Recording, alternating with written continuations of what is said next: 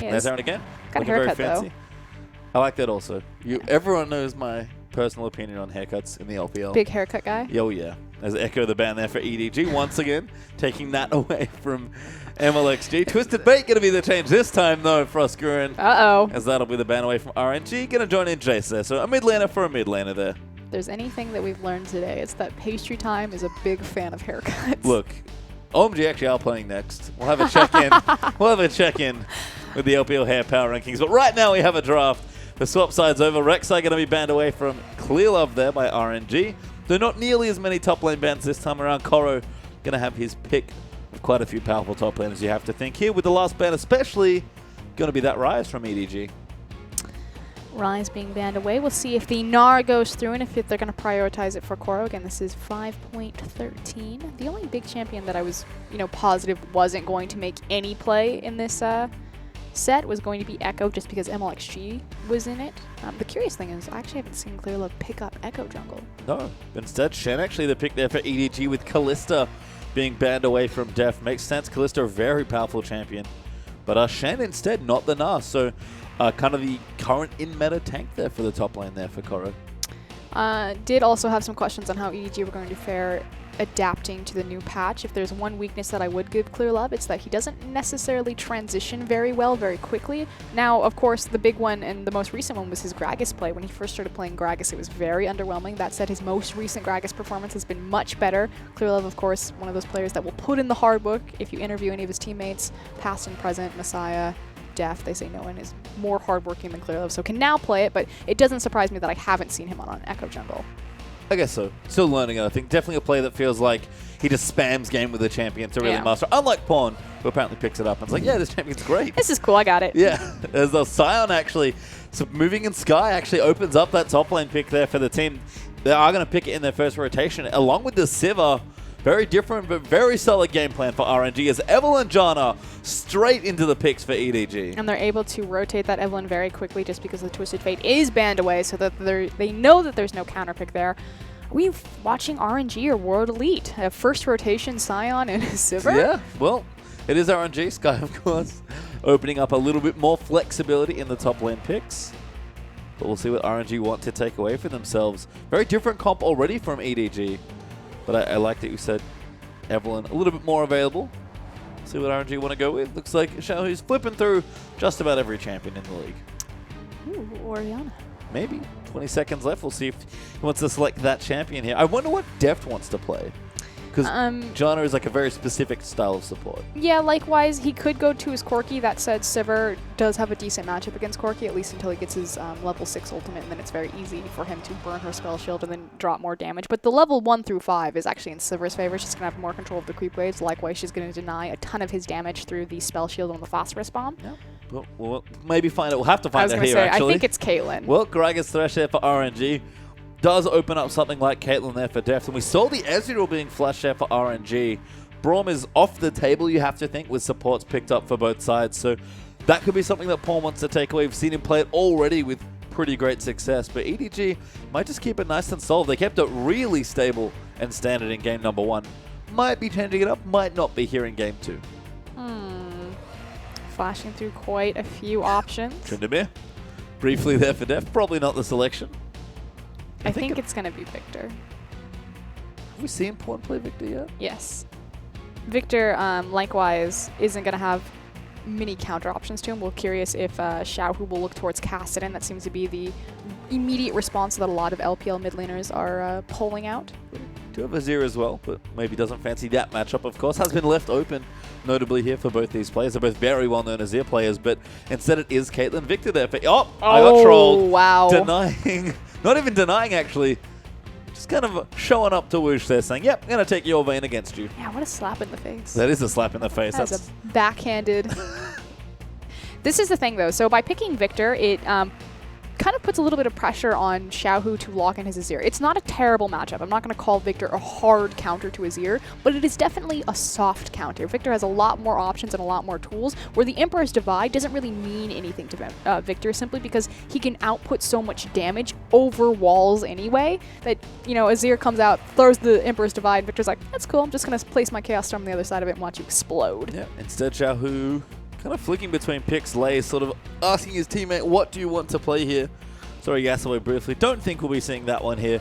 And I do like the slap in the face there as well. Taking that Vayne into Sivir. We used to see this all the time in the last few weeks of the LPL. Yep. But instead it will be Azir there for Xiao, who's going to take that into Pawns Victor. Shrima. Xiao is... If you're going to think about the quintessential Azir player, he was one of the first guys to play the Azir. We talked about, Pawn has a great Azir as well, a very strong champion for him. But Xiao, this is his bread and butter. Yeah, apart from this and Xerath, which we haven't seen in a little while, sadly, for all the Xerath players out there. This has certainly been one of Xiaohu's best performing champions, and he needs it, honestly. It's a tough matchup here. Not that tough, but tricky, especially against the caliber of player that he's playing against here in Pawn. But if he can get it done here, and Xiaohu, again, has had a really disappointing season, given how strong he looked at the end of spring. Going back to something like Azir against tough opposition like EDG makes a ton of sense to me. What's going to be really important between these two mid laners, especially from EDG, carrying over their style, if they're going to be just as dragon-oriented, is making sure that Victor and Azir get on top of the objective to set up their Sand Soldiers to make sure that they can get inside of those choke points. So watch for that to be incredibly important. And of course, RNG, they do have a slight advantage there simply because they have the On the Hunt. So it's possible for Wushin to augment his team to get better positioning on these objectives. Yeah. See the matchups, Shen versus Sion. A curious tank battle on the top side. Evelyn, though, back as MLXG has gone ahead and picked himself up. It's not a bit different. No Nidalee this time. On the Victor. We're flying through these here as Azir. Back there for Xiao. Deft, I love this. Slap in the face to Wushin, saying, yep, give me the Vayne. I'll show you how it's done. It's cool, though, because Wushin took his Sivir, and it's like, hey, bro, you can play this champion. Yeah, it's like, hey, you can play this champion. I'll take it instead. Mako and Lejana actually taking that away from Liam, but Liam on a big pick for himself as well on the Threshers. That is adorable. Did you know that Seda had no idea that Deft was known as an alpaca? And he just assumed that EDG were the alpaca team. Can't see my face right now, but I'm very disappointed. I was so disappointed. Well, we'll see what the alpaca does today. Let's get onto the roof for game number 2.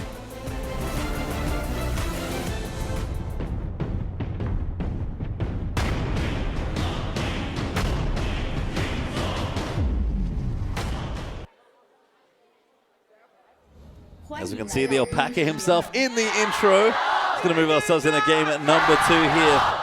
EDG taking on RNG. EDG continuing a recent hot streak, you have to say. Always been strong here in China, even if they let themselves go just a little bit with some losses here this particular split. But it is crunch time as we move in towards playoffs. And even EDG sitting atop the tower here in the LPL want to make sure they finish strong and finish first. This is actually one of their most dominating splits that they've ever had, even when EDG were first created, so back when they had Name and Yu as their AD carry and mid laner. They didn't really take off until the playoff. Yes, they were sitting at the very top with OMG, but they were never, this far or this dominant in the lead. And this year has certainly been their year. Yep. Look, domestically, internationally, EDG have just been a joy to watch all 2015. Someone pings one more time. So what can they get done here? As RNG are down a game, looking to try and keep their playoff hopes alive, but starting to slip away from them at this point. 1 point is not great, but it's better than 0. Now it's really just RNG looking at LGD, like, please? Give us some points. Not this time. Not this Maybe time. the old LDG would have given you some points. But not with this playoff format. That's one word to put it, cute. So it looks like they are planning some sort of sneaky level 1. This is very sneaky. Going to sneak 3 people into the brush. I wish I could see what spell Lay has, if he has his Flay versus his Death Sentence. I would assume it's going to be the Death Sentence. So what they're doing is Sion from Fog of War is going to charge up his Smash, the knock-up, and it's going to give 2 free quick CCs between Thresh and Sion. Well, Def going to check straight into them here.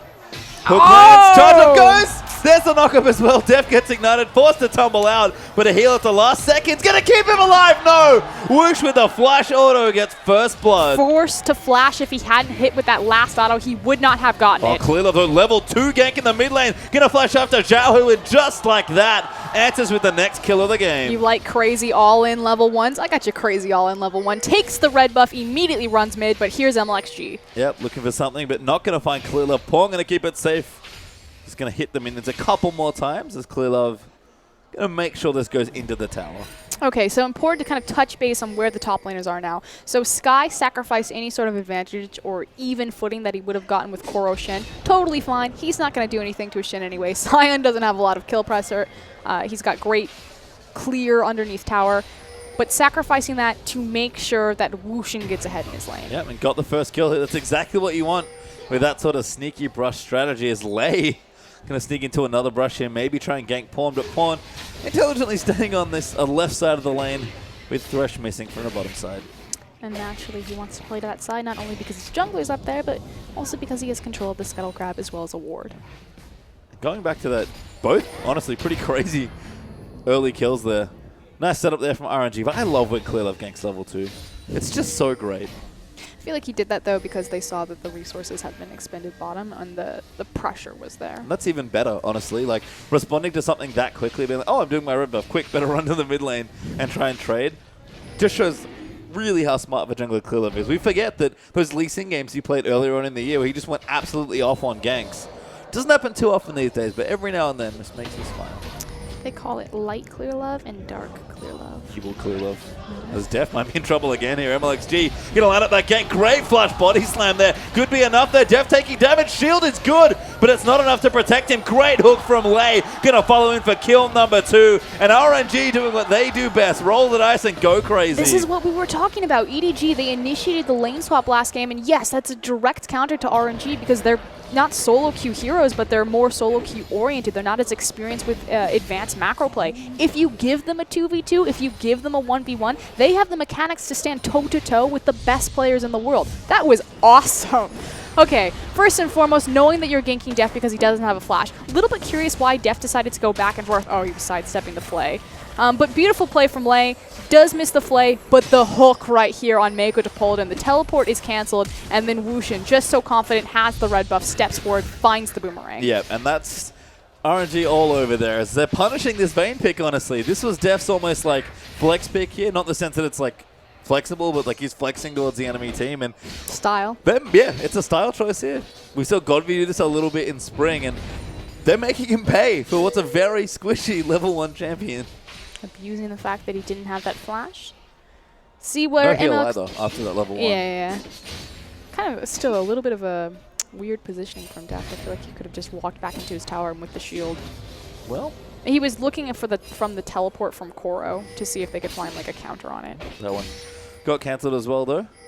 Koro instead going to farm things up on the top side. Looking good on Shen early. Only a door on shield here as Sky's gone back and got himself a Balmy Cinder. But top lane should be a whole lot of farming in the first 15 minutes or so. And again, there's 0 kill pressure between Sion and Shen. Nothing's going to happen unless you get the mid laners and the junglers involved. Pawn a little low on mana there as well.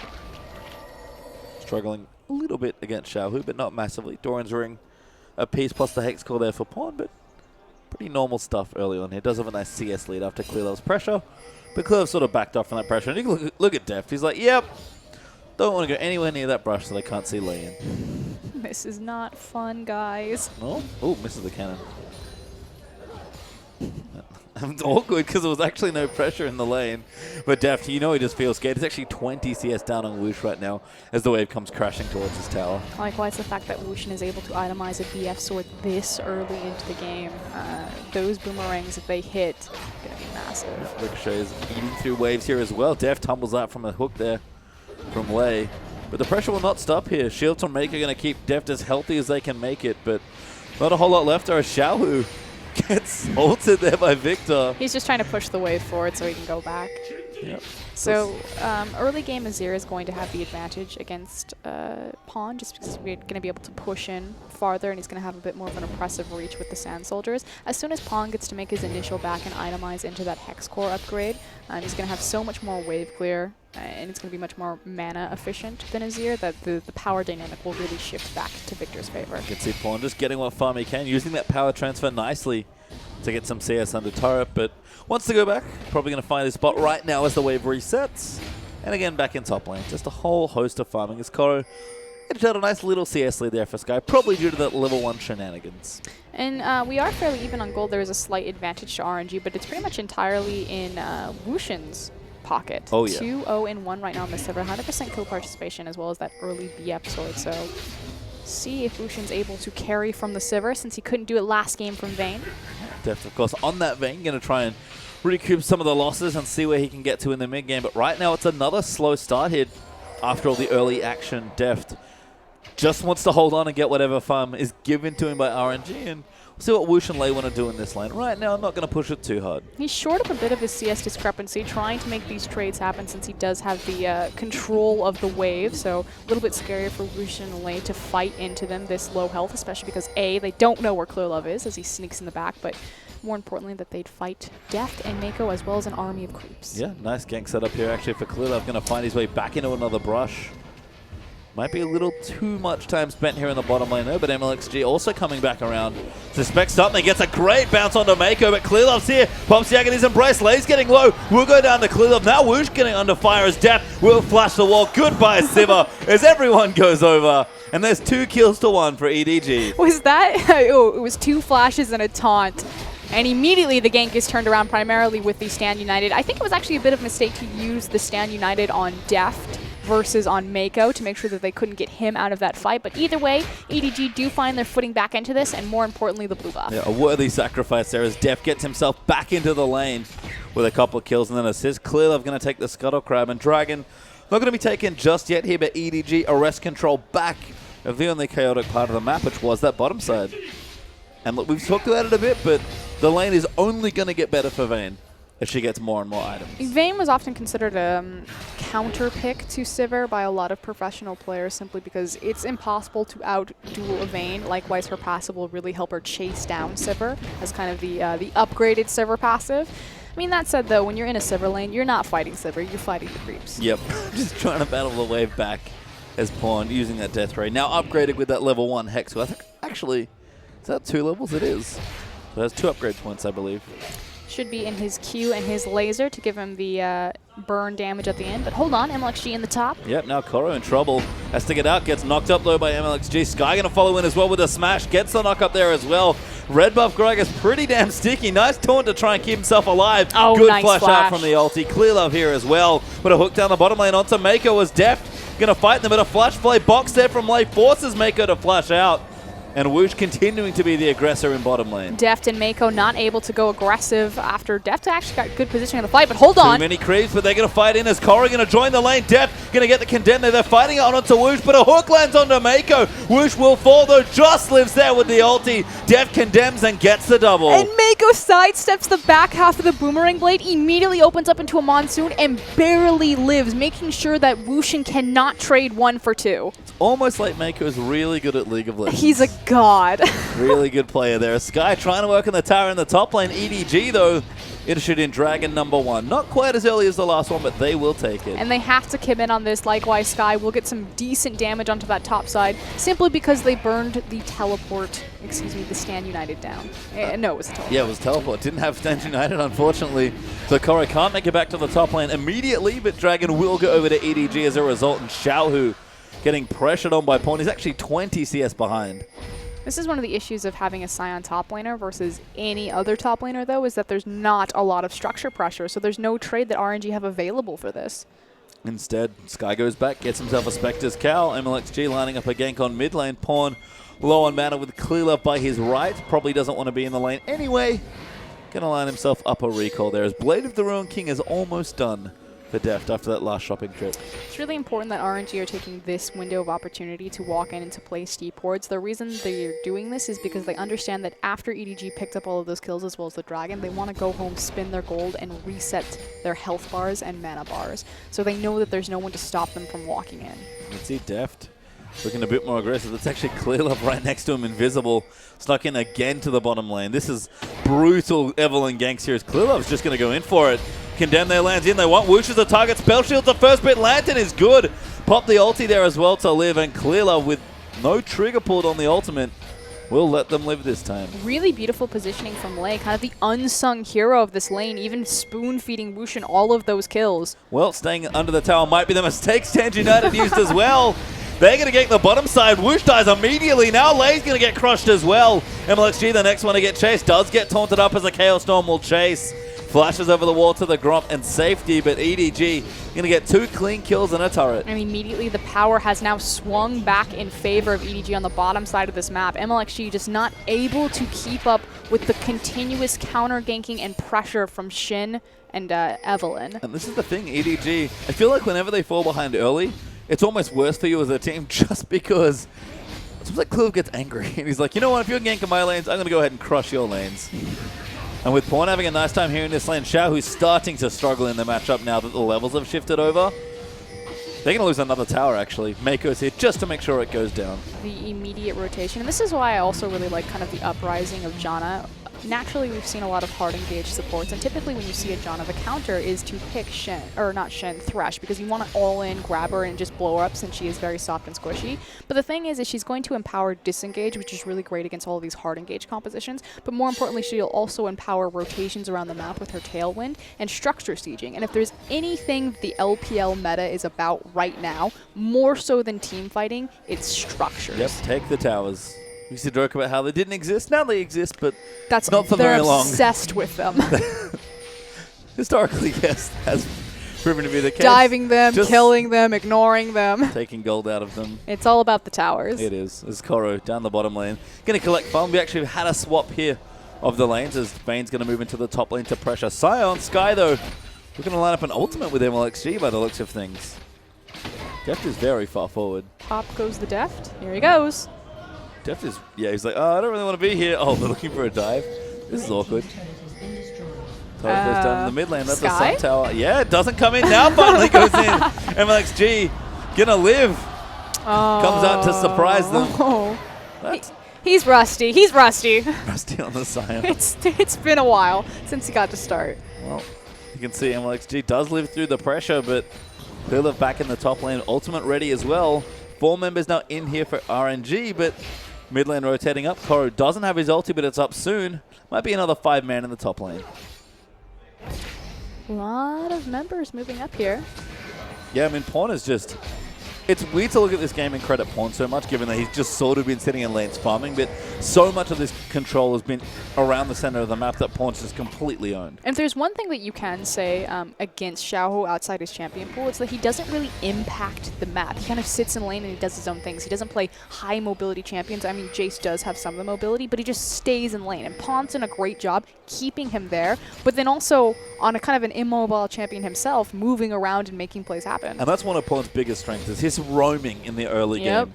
We used to see it all the time. He would just hang out with Mako and Clearlove, leave his lane, and go ahead and gank. Now it's actually Mako and Clearlove doing most of that sort of work, given that mid laners are a bit more static in the mid lane now with the likes of Victor and Azir, but Pawn still makes it work on that sort of champions. And Shao was a great playmaker in like team fighting situations, but it's just not the same early game impact. No, completely agree. That was it. I'm like, yep, that's all I got. No, I completely agree. Pawn, I mean, he wins his lane and then he walks into the enemy jungle and he kills your jungler. Yep, and might be doing that just now, level 11. Just cruising for a bruising.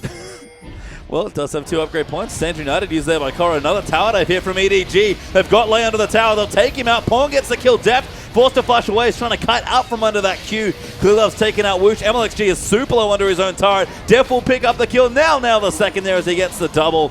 And a great dive there from EDG, going to give them 4 kills. And Xiaohu real late to the party. And that's the EDG we know and love. And likewise, the Chinese aggression that made this region famous is the tower diving and the ability to juggle the aggro. Mako took it first, immediately reset it, and then Koro picked it up on the back half, and it was smooth sailing. Smooth indeed. Going to give them a turret now as well as Pawn. Kind of popping a smile there. Oh, Xiaohu making a play! Onto Deft, does get the kill, but he might pay for it here. Mako, can he go down as well? Pops the barrier, might make it 2. Can it be 3? No, Clearlove will take him out.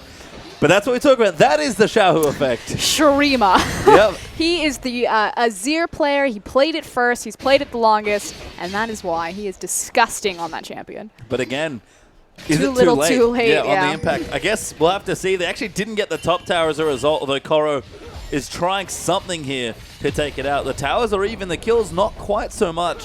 And a dragon up for EDG with 1 alive means about 3,500 gold up for EDG. So a lead, but not overwhelming yet for RNG. Still room to make plays in this game. This is a little bit concerning of RNG's current positioning on the map, though, is the fact that the dragon is up and Wushin has committed to the top side to make sure that Shin couldn't take the tower for free. And now they're trying to quickly rotate back. I was going to say, they've kind of put themselves at an awkward footing to get into this dragon, but it's okay because EDG are really slow to pull the trigger. Yeah, they're actually late to this dragon, which was not what we saw in game 1. So I guess with all the fighting that's been going on, EDG going to be late to that second objective here. But Phantom Dancer on the way here for Deft. Rabbit on death cap on the way here for Pawn. And a Randuin's and a Sunfire already completed for the front line. As Lei and Whoosh, you can give it a go, but I don't know if you're killing Koro. Oh, he knows. Ward there as well, just going to buy some time. And he'll dodge out of the way of the gang. Anyway, you know what? He knows at least 2 people are up there. That's going to be a free dragon for EDG. My favorite part about that is Lei knew that he knew that they knew. And so it's like, I'm going to throw it anyway. Yep, I mean, you have to. Might as well send a message. But the message is that EDG, hey, go ahead and take Dragon. They'll do just that here as they take Dragon number 2. Nice transition. That was RNG. Answer with a turret in mid lane. Not a bad trade at all. We'll see if EDG look for the flank. Nope, looks like they changed their mind on that real quick. Yeah, didn't really want to fight there. Koro does not have his ultimate, so don't blame them for not picking that fight. But going to try and take the tower in the top lane. Koro actually pushing pretty quickly with that Sunfire cape. Should be able to get it. Might not want to commit, though. Couple members moving up there, a little afraid. Give the RNG have left the building. Yeah, needs to be very careful, which is why he's hiding in Fog of War here. Obviously, if you get the objective for free, that's fine, but there are just too many missing members of RNG for Koro to really commit to that. So no overcommit there for Koro. Instead goes back, buys himself a couple wards. Gonna walk back up to the top lane. Good ward placement, actually, from RNG. So on the Raptor camp that Pawn just took, you see the pink ward in the brush. That's a fairly common. RNG have warded right up flush against the wall to make sure that they have vision of that choke. Oh, Def now down on the bottom side, going to take out Lei. Koro's here as well. The Stand United's been popped, and Thresh doesn't go anywhere. The 2v2 goes horribly wrong for RNG. Try to find the assassination, but it's just so difficult when you have a global ultimate like the Stand United. Yep, and now Deft instead going to keep pushing, take the Grump away there on his Vayne. Going to get the blue buff for Pawn as well, and try and push for a tower. Wushin in a very scary spot. We have Sky quickly moving over. That said, the big factor is the fact that Xiaohu is not nearly in position, but it looks like they're just going to give it up to Sivir's Ricochet. Yep, Sivir's wave clear pretty good. Mako actually going to gank the mid lane, though. He wants the flash. He wants it, gets the nado. He wants the flash. Needs more, doesn't have enough. He doesn't have it, that's why. Shuffles himself away. Gravity Field will disengage, though. EDG still trying to find a couple more turrets, you think. Again, it's been a slow game between dragons here. EDG just don't feel rushed when Dragon isn't on the map. Oh, Mako. Cancel there, body slam in, alley-oop. Easy kill for Sky. Dunked. Yep, that is dunked. Those are the best Dragons He players. was CC chained for 3 seconds there, just like through the air. Yep, airborne for at least 3 seconds. CC'd for probably a couple more. Oh. Mako does not live. He failed his belly bop. It's okay. Yeah, he only did it, you know, live in front of A bunch of people watching. Oh, Koro actually found a Where taunt. are you going, mate? Pawn now going to lock him up. Power transfer will chase. Chaos Storm's down. Lantern's good enough for a disengage, though. MLXG a little too aggressive in that jungle. Totally planned. Good job, Lei. Again, the unsung hero of this game. The synergy continues. Lei almost plays away the little Krug. Ward's the big one. Dares Koro to take it away. And Def is like, you know what? You guys have fun. I'm going to go on the top lane and take a tower. We need some more gold. Yeah, that moment when Vayne has a 20 CS lead on Sivir. We do have Sky, however. Ooh, Cliliv and Xiaohu having a fight. Cliliv winning for a little bit. Maker going to save him. Good Monsoon in the shield there, and Xiaohu now going to get collapsed on. Def finds the last auto. Weaves it in now as Sky's going to get chased now, but cannot escape this. And a double kill there for Vayne. 8, 3, and 5 now for Deft. Clearlev looked like he was in trouble for a second, but the Stand United comes through, and Deft picks up 2 more kills. Like you said, 8, 3, and 5 is not where you want the enemy Vayne. And this is the second game in a row where EDG have fairly early taken a global threat and just done wonders with it. The Destiny and now into the Stand United. Yep.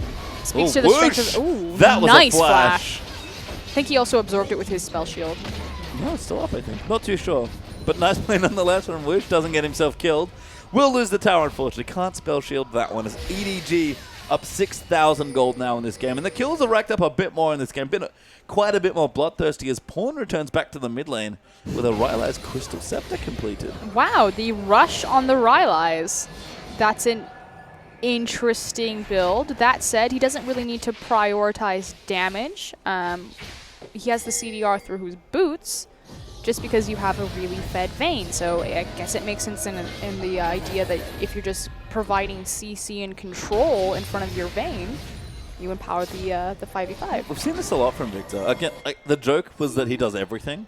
But Victor's utility, I feel like, is underrated as Deft has found MLXG. Doesn't really carry fights at this point. Great condemn out of the body slam. And Deft going to take it. Oh, he flashes through the cast. Sky now going to try and lock him up, but Mako's here. Koro's going to come down as well. Sky just gets the lance into safety, but Xiaohu dies in mid lane. Meanwhile, oh, never Lei mind. now going to get the double flavor. He's dead to Victor. Death still chasing in. EDG have gone completely berserk. They'll dive the tower, take out Whoosh, take out Sky, and that's going to be the ace. RNG, give it up.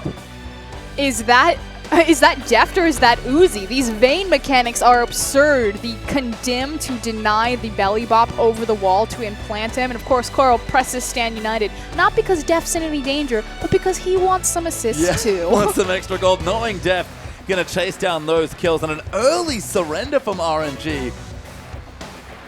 That was the closest thing I've seen to like a League of Legends rage quit. They were just like, we're done. Screw this Vayne. Had like 10 kills by the end of the game. RNG, to their credit, there was not a whole lot left for them in that game. That's pretty much MLXG's face right now. But it started out so good. Yeah. The initial level 1 shenanigans that MLXG was able, or excuse me, Sky was able to pull on the bot side to put Deft behind, but like you said, the global ultimate, the global presence from Koro and the counter ganking from Clearlove to quickly turn the tides, and the fact that Pawn, you know, you can leave him alone. He doesn't need the resources. He gets them a lot of the time, you know, the roaming Chinese mafia of Mako and Clearlove showing up into his lane, but if you leave Pawn to his own devices, 1v2, 1v3, bring it on. I don't know. I think they just made Clearlove angry. That was not the right choice. I'm always angry. Yeah, that's his secret. Just runs into the bottom lane. That's why his face is like, oh my god, it makes so much sense. That's why he never smiles. There you go. But I mean, he literally just hit level 6, sauntered into the bottom lane, and made them pay for trying to put Deft in a hole.